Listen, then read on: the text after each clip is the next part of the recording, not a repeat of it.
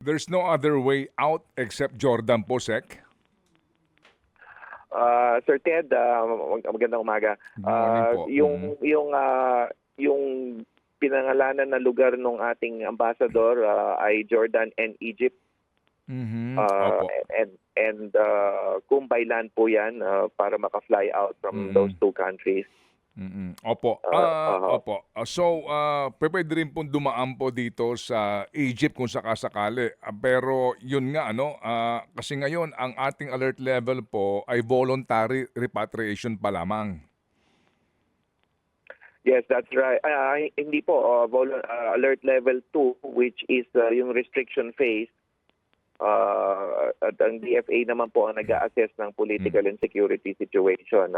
But nevertheless, regardless of the alert level, Sir Ted, pinamalas na natin ito last year. Again, as I said, 2,000 ang napauwi natin from Israel alone. Ay bukas at open at handa po tayo sa eventual repatriation and even mass repatriation.